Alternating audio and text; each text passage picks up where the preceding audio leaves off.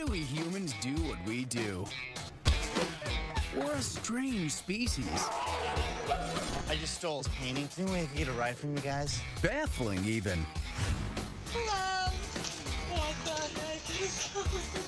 We made it our mission to figure out why we're so weird. You're going up?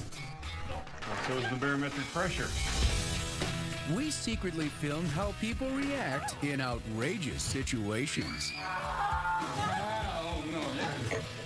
Right on in there. And across the internet, citizen scientists are doing the same. Then we ask a band of brain experts to help us decide if there's a method to our madness. Behind every seemingly ridiculous human behavior, there's a scientific explanation. This is the VIP bus stop experience. You guys want to pay $2 each?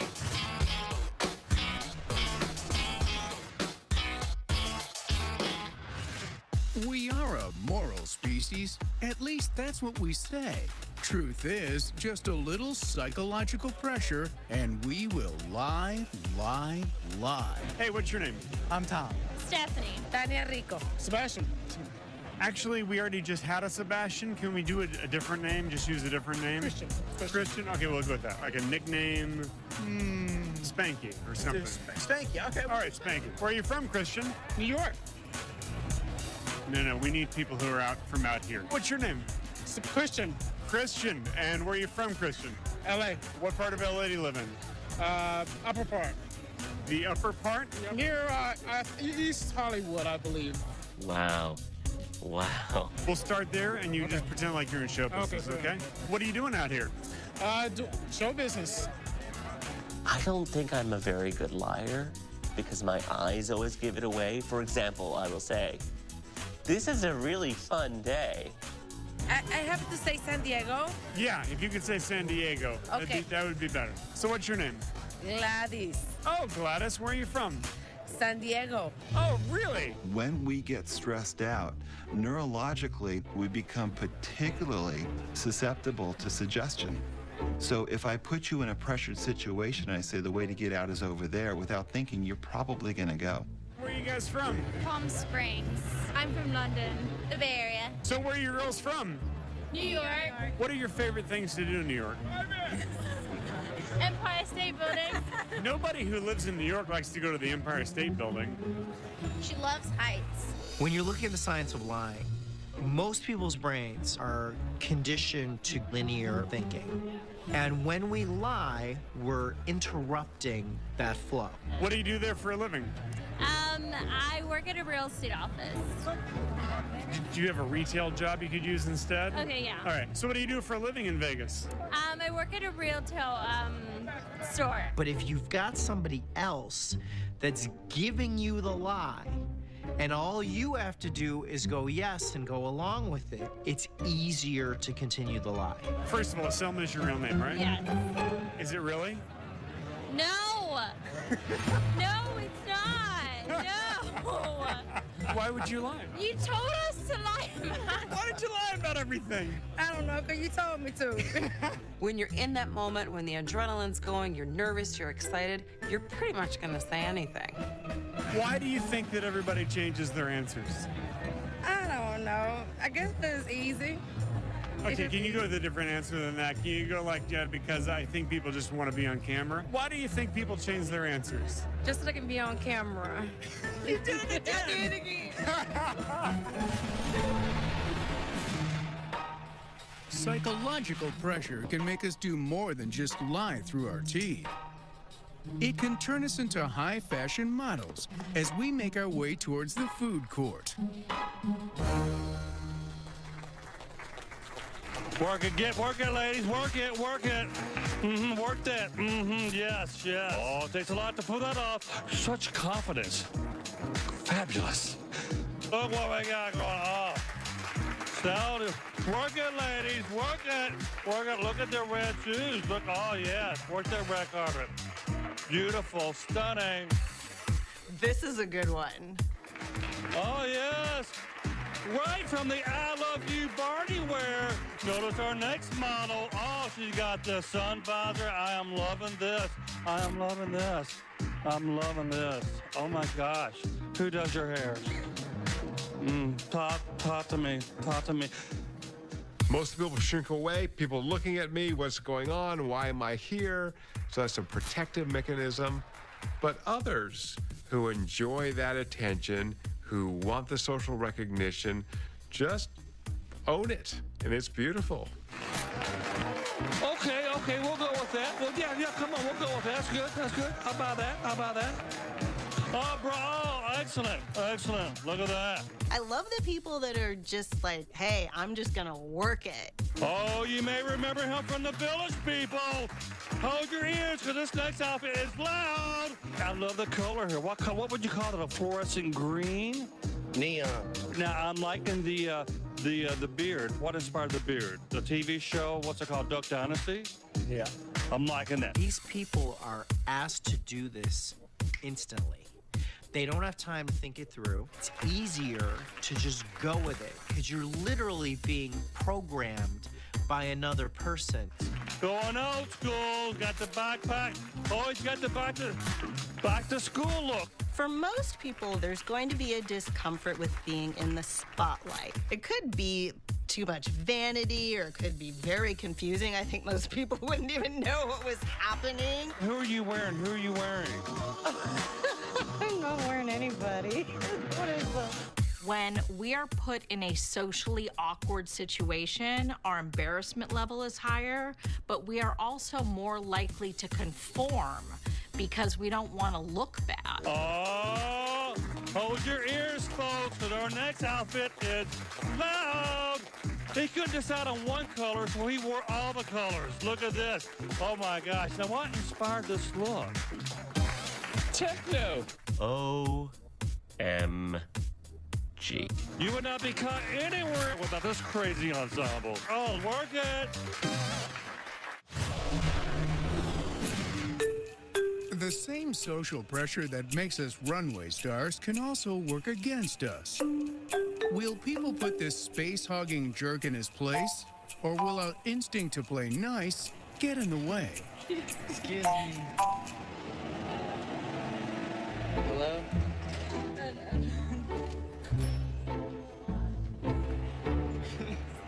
Excuse me.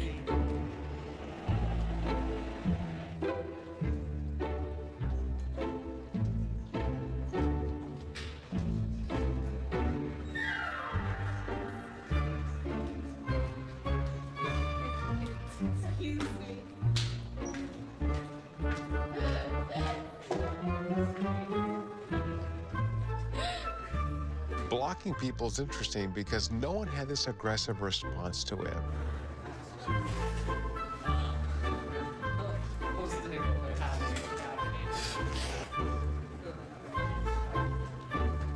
People who don't want to have conflict avoid it at all costs, even if someone is annoying them.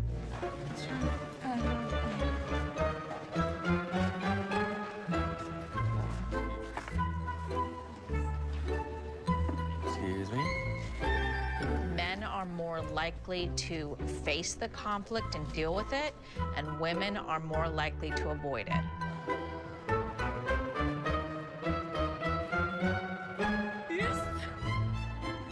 Because he has his earphones on, we can't say, please move. If we touch him, that violates their personal space. So that's a big risk for us to take. So most of us would try to walk around this person so we don't break any social rules, even though they're completely oblivious to what's going on. Okay. Get the hell out of my way.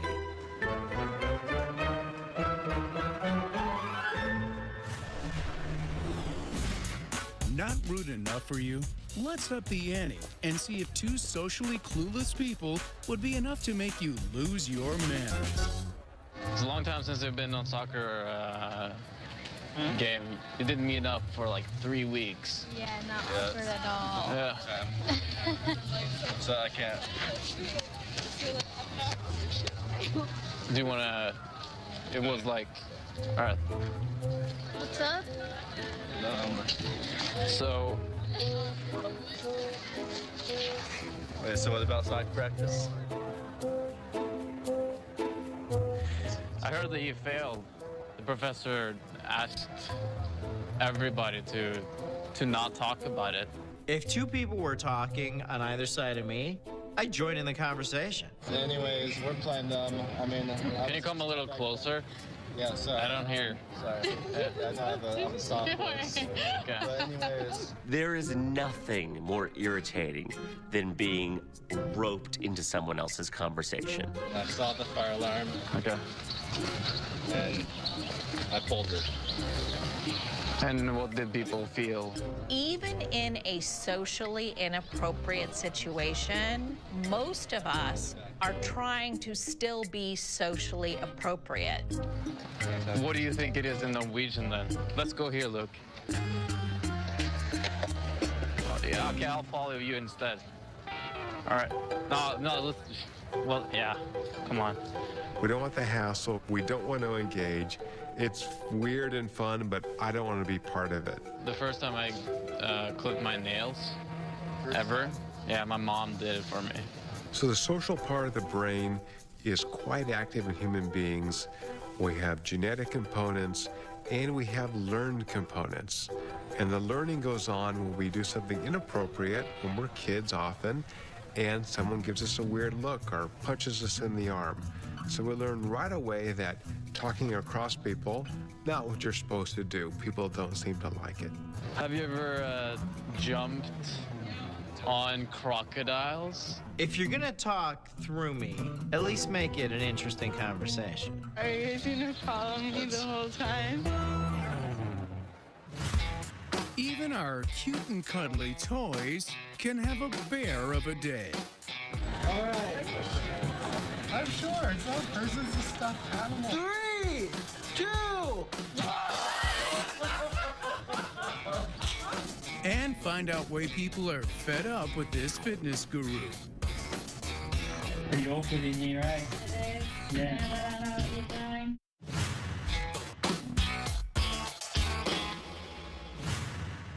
Let's face it, life can be boring. Same old routine, same old experiences over and over again. So let's change that.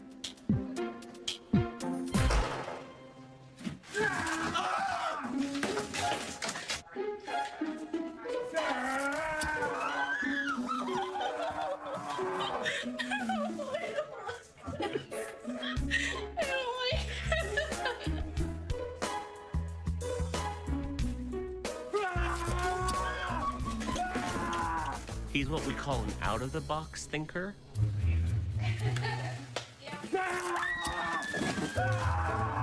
We have an involuntary response and almost reflex to protect ourselves. So these people in the clip were not exactly afraid of the boxes, they were afraid of the movement coming at them. Oh my God! There's an instinctual reflex based on the movement, but the really scary part of things is something moving that we didn't expect to move. It's that surprise that really, really scares us.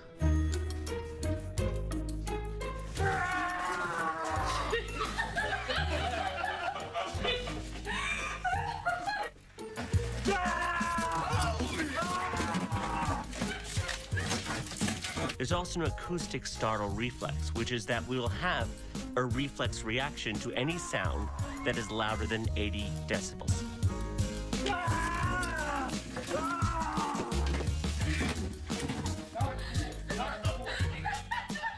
The sudden movement wouldn't be as startling if it wasn't accompanied by a startling sound. If the box came at you and it said, "Oh, good day, sir," it wouldn't have been as startling.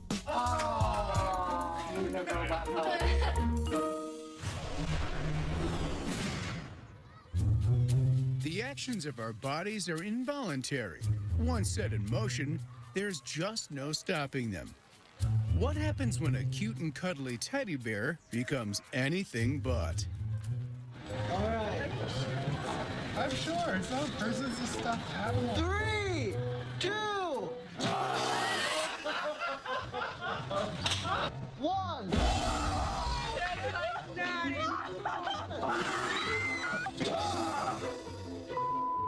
No, no way. Not for me.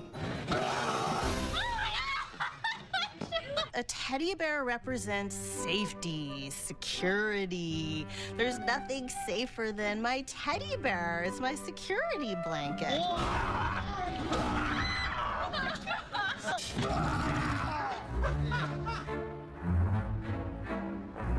And then suddenly, my nervous system is overactive because there's a bear attacking me.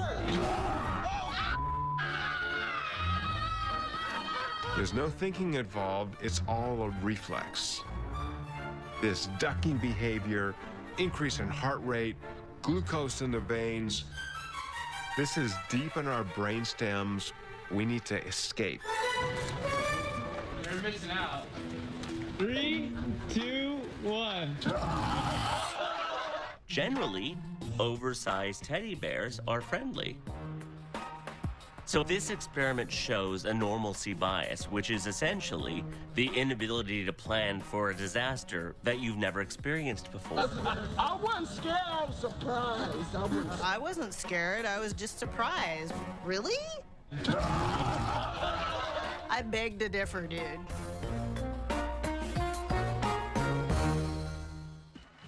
Does this lawnmower want to cut your grass or cut you off?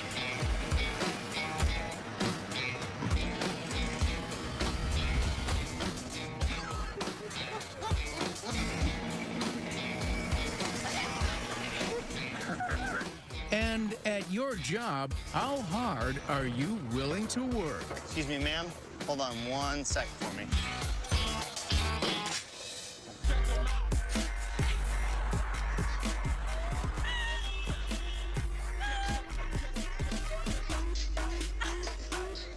You like the way we twerk, huh? You love it? Thank you. Thank you. Move along.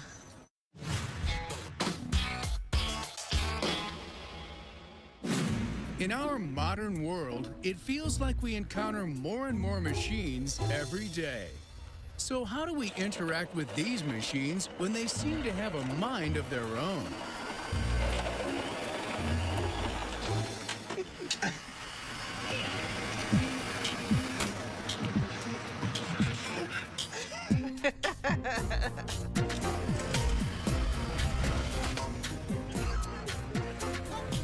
This is a wonderful prank because it illustrates something called the attribution error. So when I see an object moving, I attribute it having a plan. So I treat it as if it's a person or an animal.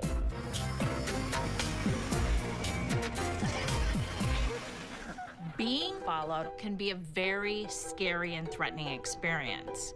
And yet, this is different because what is following people is this sort of adorable object that is almost like a cartoon character. And so it shifts the fear to happiness.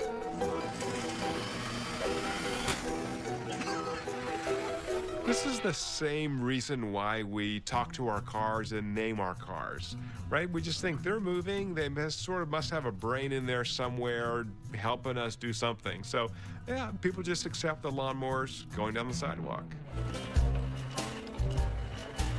The saddest part about the clip to me was that this lawnmower was nowhere near grass. It had obviously lost its way.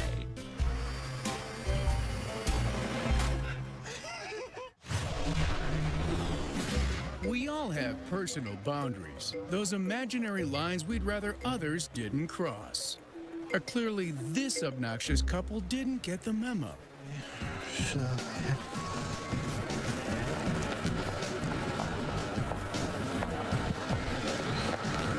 Do you want to go under?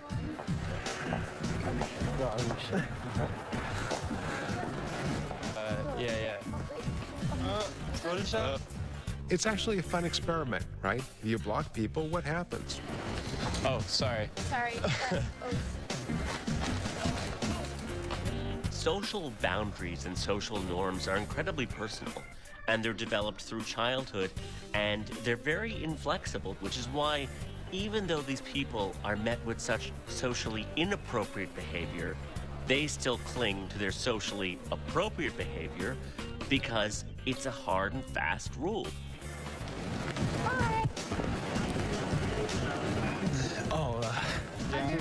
Okay. I think what was so interesting was that it is stressful, right? Because you can't do what you want to do.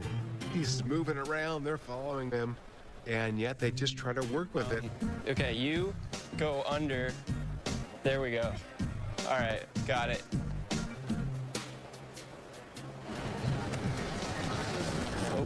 Oh, sorry.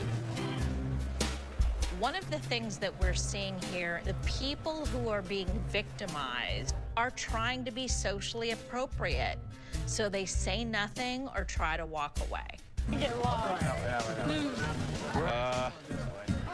When someone crosses a personal space boundary in public, it's a more socially acceptable response to remove yourself than to ask them to move, because it's a public space. It's not your domain.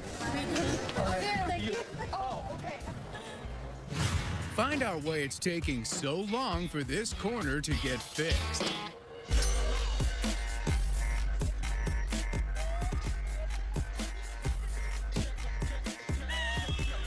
You guys are awesome. Thank you. Thank you. Appreciate it.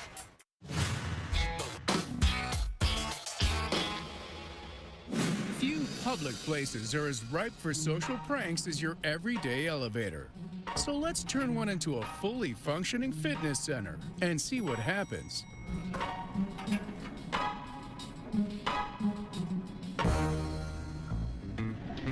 Interesting gym you got here? Yeah. Do you even lift? Clearly I don't.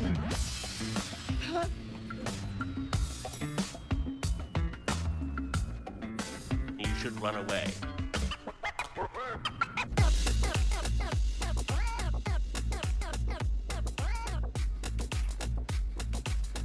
If you think about it, there are very few times in your daily life that you are in a confined space with strangers.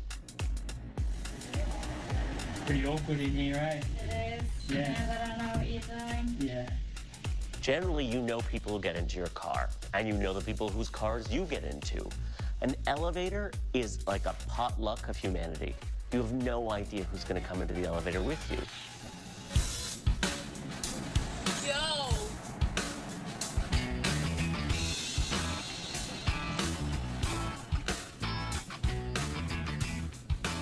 When somebody invades our personal space, especially a stranger, it creates anxiety, it creates stress, it creates tension, or it creates needing to deal with that person when you weren't prepared to deal with them. And some people are conflict avoidant. Some people will giggle, some will look down, some will look away, some will do nothing and wait till the threat or the weird person is out of their space.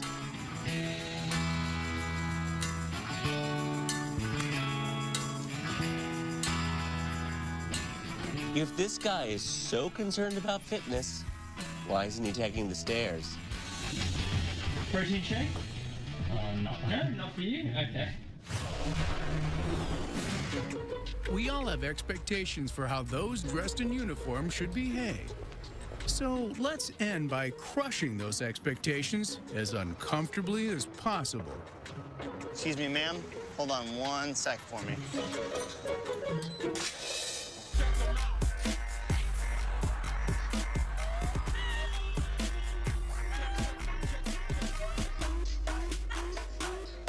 You like the way we twerk, huh? You love it? Thank you, thank you. Move along. Hold on one sec, folks. Just give me one sec. Hold up one sec.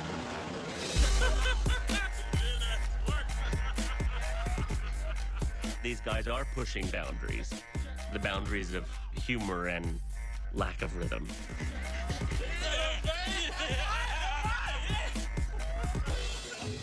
Somebody has a construction hat and holds a sign that says stop. We don't know if they're really a construction worker. Who knows who this person is? Excuse me one sec, guys. Just give me one sec. Hold on one sec. But in our brains, we're like, oh, I know what this is. This is a construction worker. And then it gets crazy.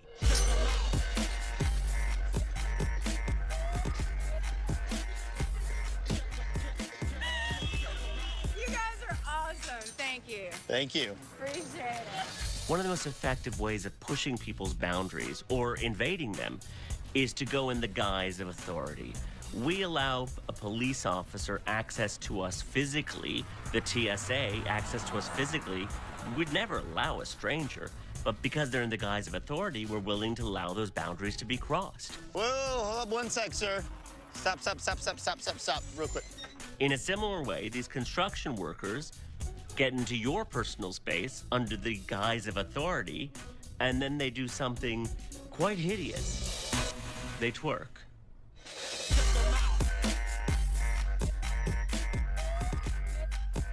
Twerking for the weekend, baby!